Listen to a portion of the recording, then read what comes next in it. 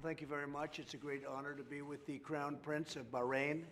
He is a friend of mine, and the country is a friend of ours. We're always going to be with them, and I know they're always going to be with us. We have a tremendous relationship militarily, but we have also a tremendous economic relationship, trade, and we're going to be discussing all of those things. We'll certainly be discussing what took place over the last 2 days in Saudi Arabia. Absolutely. And we'll be discussing the Middle East. But our relationship has never been stronger than it is right now, and I think that is largely based on the relationship that we have. So I look forward to having our discussion. Thank you, Mr. President. It's a great pleasure to be here. Please. Would you like to say something? Well, I would like to say thank the President for receiving me and my delegation here today.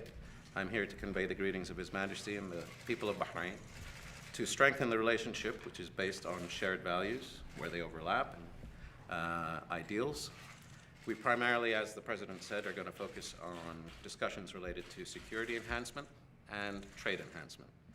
We signed today an agreement to purchase to purchase our first Patriot missile battery systems, and it couldn't have come at a better time. Good timing. Absolutely. And we seek to strengthen America's ability to trade with the world, and we have some concrete ideas on how we can do that. Well, thank you very much. Thank you, I look forward to the day and spending time with you. And thank you all very much. I'll be doing a news conference outside in a little while, just prior to the trip. We're going to New Mexico and to other places for 2.5 days, and many of you will be with us, and I look forward to that. But in particular, I look forward to our meeting. Thank you. Thank you very much. Mr. President, how is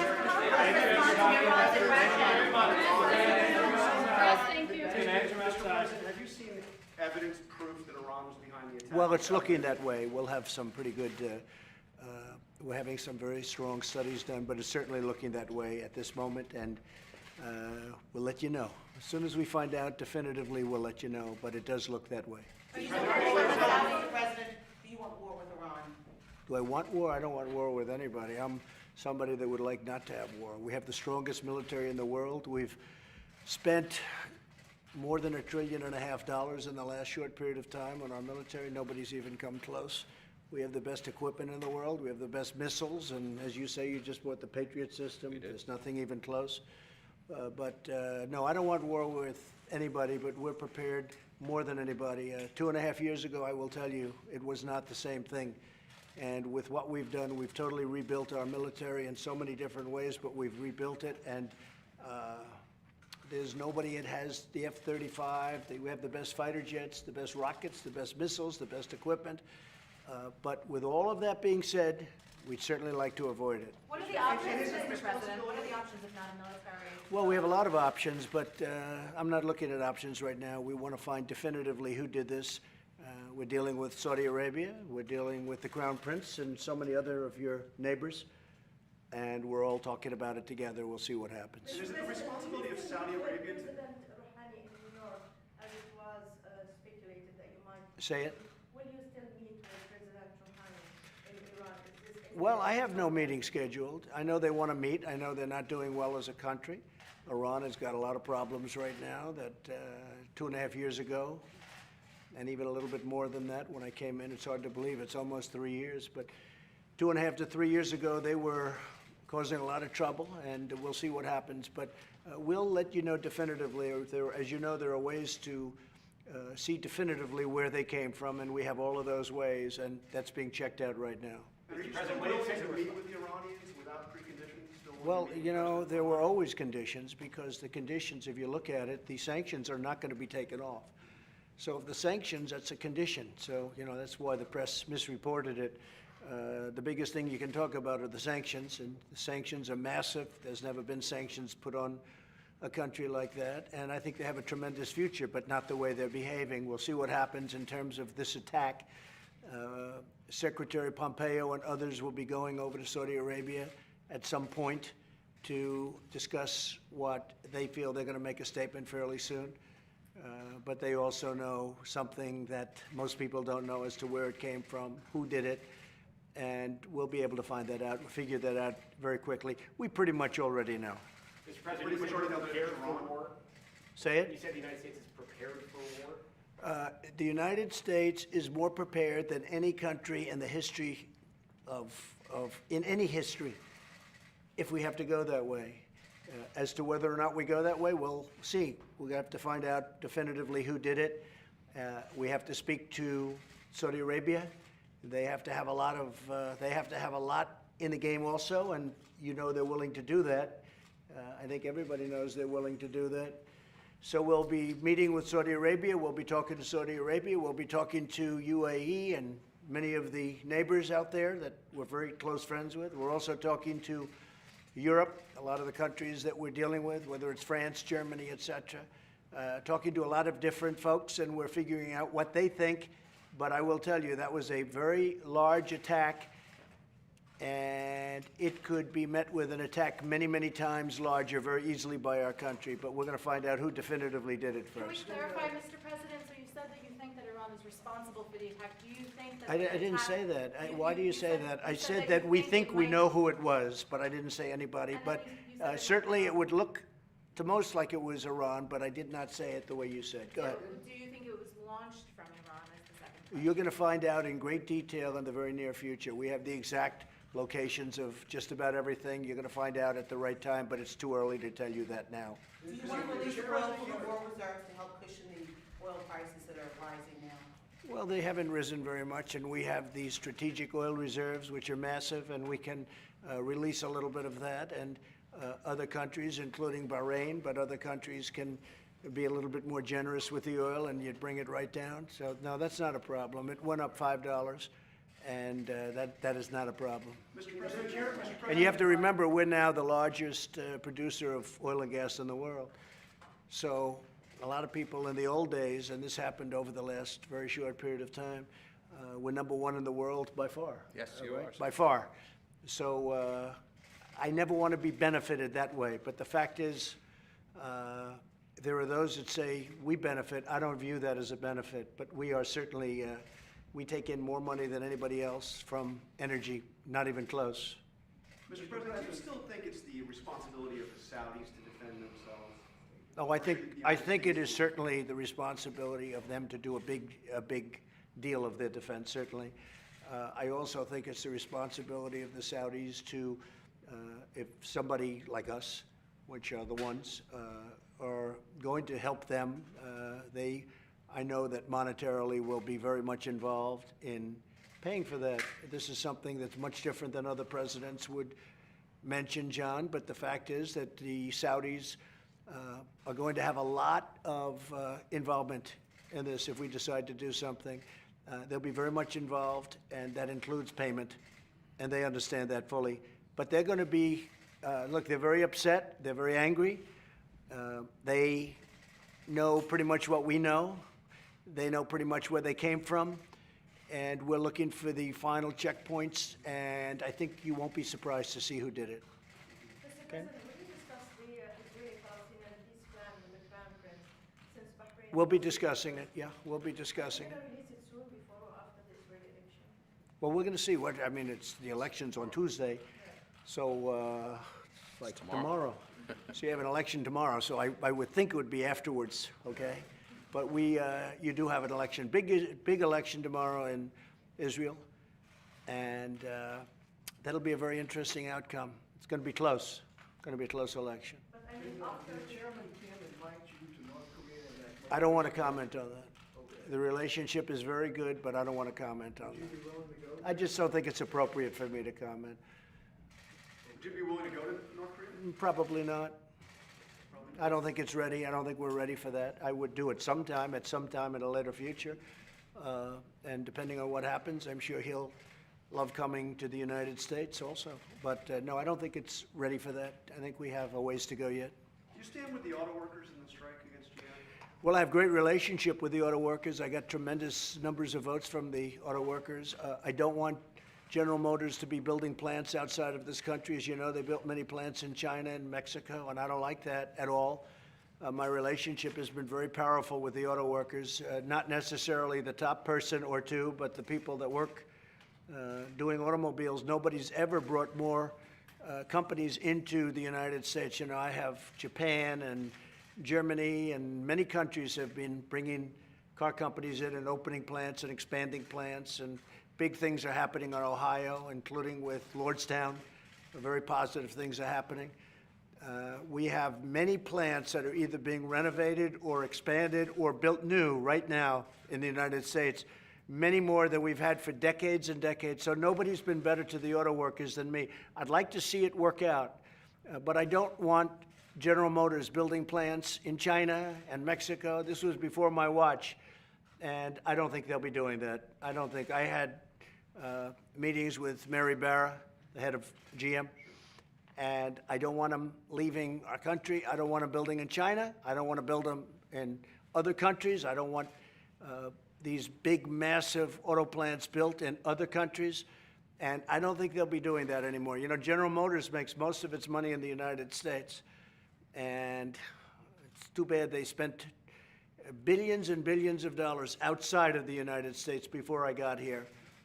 One of the things very important in the USMCA, which we have to have approved for the, not only for the unions, for the auto workers, but for the farmers and for the manufacturers, for everybody. Everybody wants USMCA. It's very important, even more so now than it was 2 weeks ago. But people really want it. I'm sad to see the strike. Hopefully it's going to be a quick one. Mr. President, has diplomacy been exhausted when it comes to issues of Iran? Diplomacy, has it been exhausted? No, it's never exhausted. In fact, the Crown Prince can tell you, especially in your part of the world, it's never exhausted until the final 12 seconds. Is that right? That is correct. You never know what's going to happen. No, it's not exhausted. Nothing's exhausted. We'll see what happens. I think they would like to make a deal. I know they'd like to make a deal. They'd like to do it, but they'd like to do it on certain terms and conditions, and we won't do that. But at some point, it will work out, in my opinion. The problem was the deal that was signed by the previous administration was a disaster, which, by the way, would be expiring in a very short period of time also. So you really don't have a deal. You know, that deal was a very short-term deal. So they made a deal, but it was for a very short period of time. So that deal would be expiring very soon. Yes. Are you encouraging Israel and the Saudis to work together on this issue, particularly since they have a Always. shared I common encourage goal? everybody. I want everybody to work together. The Middle East is an interesting place. They historically have not been working together too well. But no, Israel is starting to work together with a lot of countries that you wouldn't have thought possible 2 years ago. Yes, Steve? Have you promised the Saudis that the U.S. will protect them in this case? No, I haven't. No, I haven't. I haven't promised the Saudis that. We have to sit down with the Saudis and work something out. And the Saudis want very much for us to protect them, but I say, well, we have to work. That was an attack on Saudi Arabia, and that wasn't an attack on us. But we would certainly help them. They've been a great ally. They spend $400 billion in our country over the last number of years. $400 billion. That's 1.5 million jobs. And they're not ones that, unlike some countries, where they want terms. They want terms and conditions. They want to say, can we borrow the money at 0% for the next 400 years? No. No, Saudi Arabia pays cash. They've helped us out from the standpoint of jobs and all of the other things. And they've actually helped us. I would call and I would say, listen, our oil prices, our gasoline's too high. You got to let more go.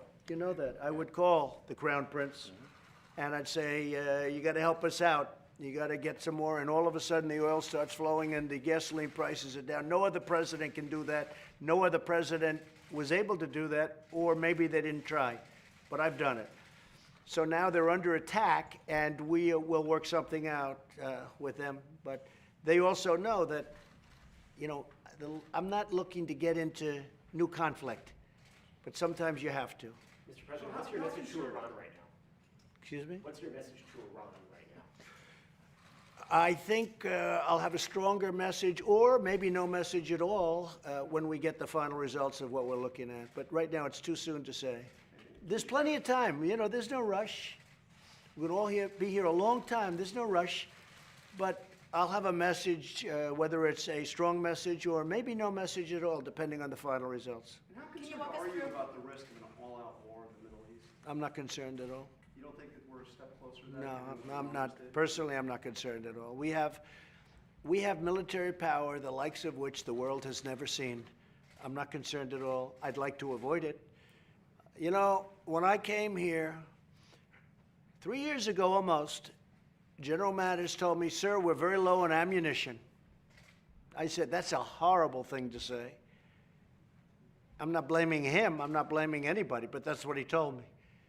Because we were at a position where with a certain country, I won't say which one, we may have had conflict. And he said to me, sir, if you could, delay it, because we're very low on ammunition. And I said, you know what, General, I never want to hear that again from another general. No president should ever, ever hear that statement. We're low on ammunition. And we now have more ammunition, more missiles, more rockets, more tanks, we have more of everything than we've ever had before, more jet fighters. When I came here, 50% of our jet fighters didn't fly, you know that, and they were in bad shape, and now we have the best fighters in the world. Everybody wants to buy them. Are you buying our jet fighters? We are, sir. Which one? We have 16. That's great. Signed it here. You have good taste. Thank you. That's a great one. So we are very high on ammunition now. That's a story I've never told before. Breaking news. But we were very low. I could even say it stronger. I don't want to say no ammunition, but that gets a lot closer. I said, I never want to hear that again, and I never want another president of the United States to hear that again. Could you imagine as president when they say we're very low on ammunition? By the way, stronger than that, but I'm not going to go there. That was what I was told.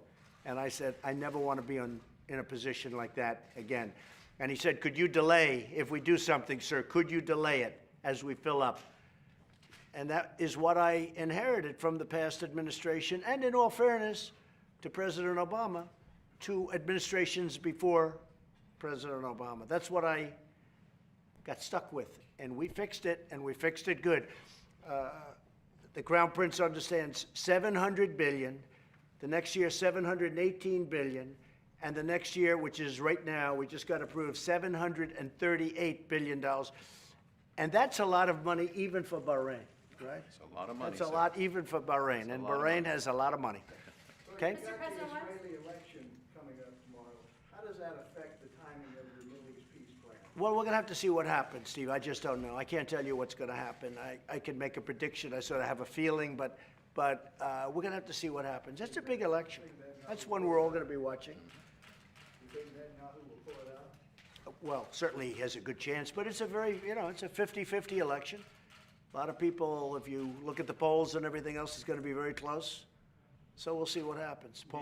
Polls are often wrong. Netanyahu called for annexing all settlements in the West Bank. Is that something that your government would? Yeah, I don't want to talk about that, but certainly it's something we were told about that they'd like to do. But no, I don't want to be talking about that. It's too soon. Can you just kind of elaborate a little bit on why the decision was taken yesterday to release the strategic reserves? Why did you decide right away to Well, do just that? in case we ran a little bit low on oil, we have so much with the strategic reserves. Plus, being the #1 producer, we can fill them up very quickly, very, very quickly. And one of the things I'm doing also is I'm approving the pipelines in Texas. We have a tremendous pipeline system that's being held up by various agencies for very good reason, for going through the normal process. And we're going to have to avoid the normal process, because if we do that, Texas is a massive distributor, a massive producer of oil, far bigger than anybody would have even thought 5 years ago. So what I'm going to do is expedite the pipeline approvals. That will get us another 25% energy, additional energy. I know this is exactly the opposite of the Democrats. They want to have wind, solar, and I guess make-believe would be the third alternative, right? No, this is something we have to do. We have the greatest wealth in the world, and we want to be able to capitalize on it, especially when it comes to safety. Okay? Thank you all very much. Thank you. Just on one more subject, you talked about an urban agenda when you ran for president the first time. You went to Baltimore last year. Yeah. What are your plans for Baltimore and cities like Baltimore? Instead of pointing fingers, what are you trying to do to help the city rise up from the rodent-infested place that you see? Well, I think what I've done for the inner cities is more than any president has done for a long time. We've created opportunity zones. In fact, I did that with Tim Scott, who you know very well, who's, I think, a tremendous guy. It was his initiative, and he came to see me. They're having a tremendously positive impact on the inner cities, including Baltimore, including a lot of other cities that you wouldn't necessarily think. Oakland, California, is an example. We're having tremendous success in the inner cities because of the opportunity zones. Criminal justice reform, I was the one that got it. Nobody else. I mean, we had people that helped, but a group of extremely liberal Democrats came to the office and they said, we cannot get it. President Obama was unable to get it, as you know. President Bush, they were all unable to get it, and I got it. And I got it with some very conservative senators and people that wanted it to happen, and nobody else could have done it. And it's sort of interesting because they don't like mentioning my name, although I guess now people are understanding. But we got it done. We formed a coalition with some very conservative people, as you know, and some people that are very far left. And we did a thing called criminal justice reform, something that nobody thought. The Crown Prince has seen this. Nobody thought this could possibly happen. And I'm very proud of criminal justice reform. So we did that. We did the opportunity zones and a lot of other things. Our job numbers for African Americans are the best in history. You saw the new ones came out. They're even better than they were 2 months ago. Hispanic, the best in history. Asian, the best in history. Overall, they're phenomenal, the best in 51 years, and I think we'll soon be historic on that one, too. The economy is doing great, and that's the best thing I can do. Did you look at Baltimore when you flew over? Did you see? No, when I drove through, I looked at it. We flew over, but we also know you have some sections that need a lot of help. And, you know, what people don't know, I had a great meeting with Elijah Cummings in this office very early in my tenure, and it was a meeting on drug prices. And I saw him get emotional talking about drug prices, seriously emotional, and I was really impressed. He cared about it. And I would certainly be willing to meet with Elijah and other people if they'd like. But I saw the emotion and the feeling that he had for reducing drug prices. And we've worked hard, and we've actually had the first year in 51 years where prices went down, but we can get them down much further if we can get the help from Congress. So I think we're going to do much lower drug prices over the next year, and I think that if Elijah Cummings would want help, I am here. But I did see him at a moment that was actually, I thought, a very beautiful moment. I've talked about it often because I see the political rhetoric every once in a while, and I said, that's not the same guy I had in my office. That was a very caring man that wanted to see drug prices lower, and he wanted that for the community, for his community. So I look forward to working with Elijah, but I look forward to working with a lot of people. But I think opportunity zones have been tremendous for the inner cities, and criminal justice reform is something we're very proud of. Thank you all very much. Thank you very much. I don't think I have to do outside now, do I? Do I have to do outside? Can I go directly? Can I go directly to the helicopter now? I'll stop by. I'll stop by, Sam. Thank you, Jim. Thank you.